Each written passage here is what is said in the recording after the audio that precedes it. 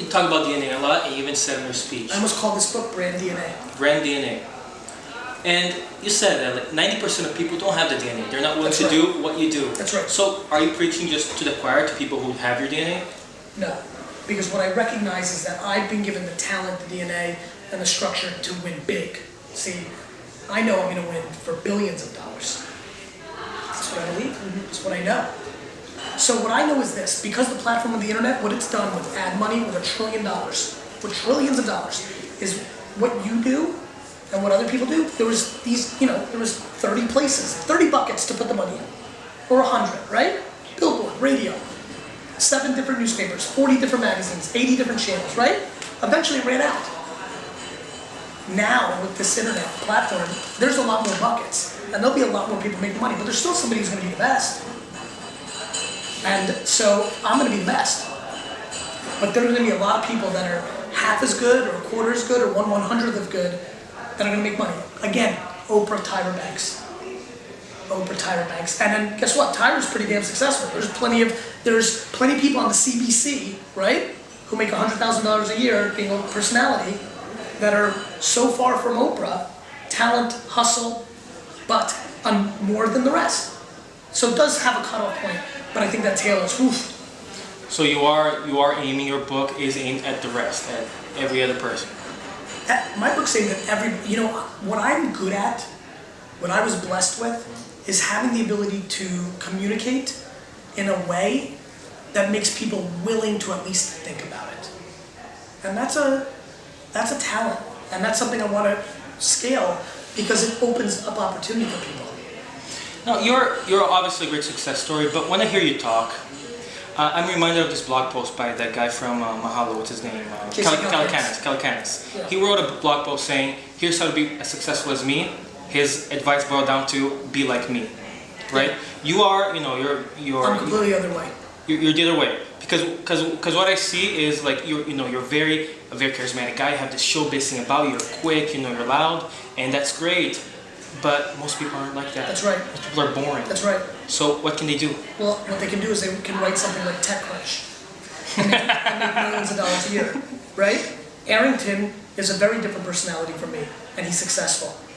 You need to know who you are. Back to the beginning point. You can't be me, but you can be you.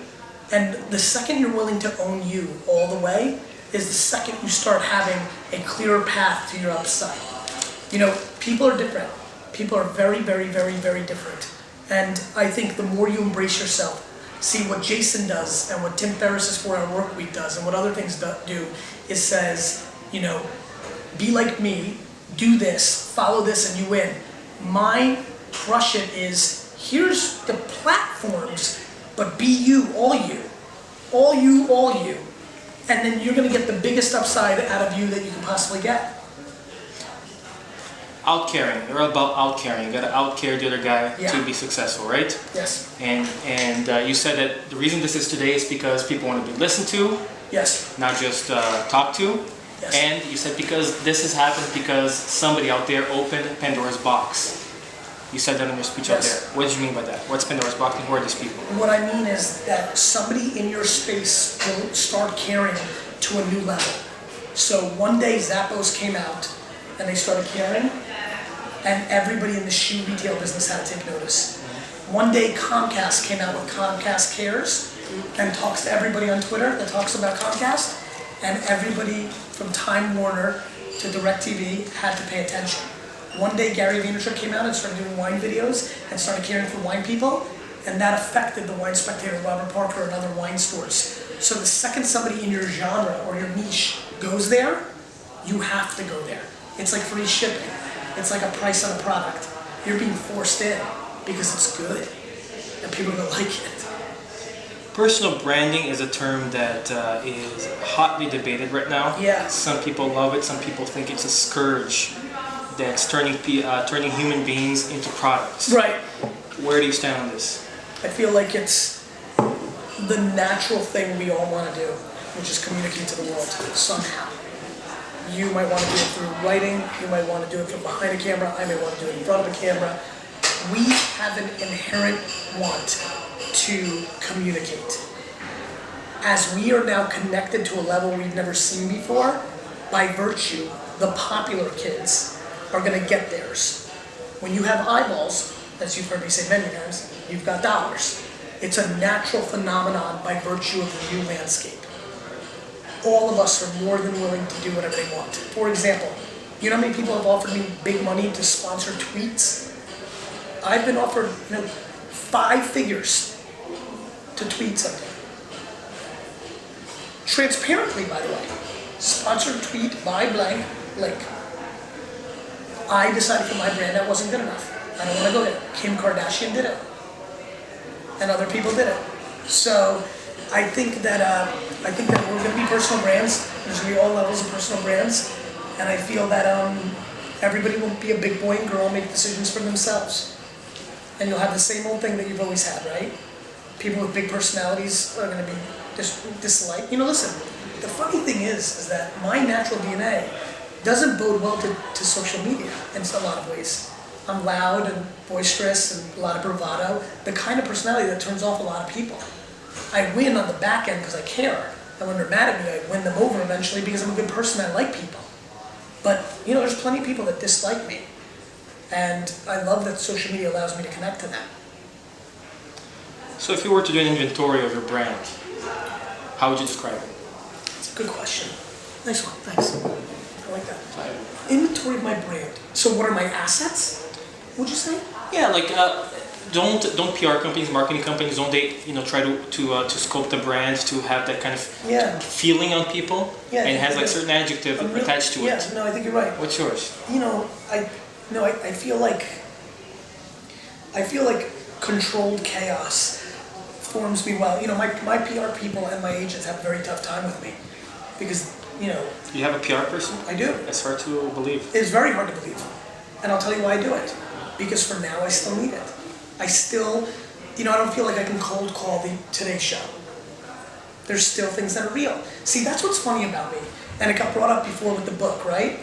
I believe in these things, but I live in reality, right? I couldn't imagine. Listen, I have a lot of ambition. And I feel like and I feel like I can get there. And I don't know what it feels like. Right now, I'm a triple Z celebrity,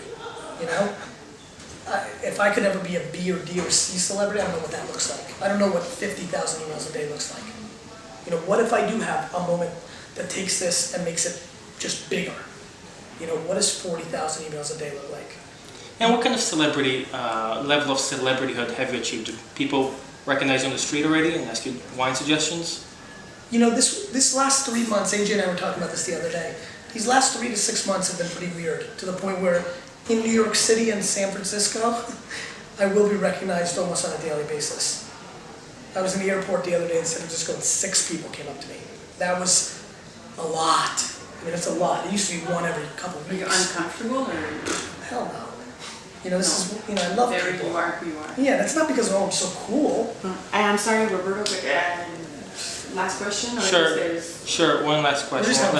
I know, and it's hard for me because it's very Mm-hmm. interesting, but there's a lot of it. I don't know what to ask, so I'm gonna let you. I'm gonna give you two questions. Okay. You can answer the one that you want. Maybe I'll answer both quickly. 1, how much hours of sleep do you get every night, and what do you do for fun? Or 2, what's the weirdest question you've got? Okay, so I'll answer both. So, because I like this guy. 6. I know, we like 5 to 6 is pretty normal for me. Like 6 hours of sleep a day? Yeah, 5 to 6, which is a nice number. It's not like 2. What I like to do for fun, spend time with my family and friends. That's it for me, nothing else. And that could be bowling, that could be watching the Jets game, that could be watching a movie. Being with the people I love the most is the shit. Weirdest question I've ever been asked. Probably the one with the money. How much money do you make? It wasn't the weirdest. I haven't been asked that many weird questions, I guess, which is why I'm answering that. It was the most interesting recently because it was dead serious.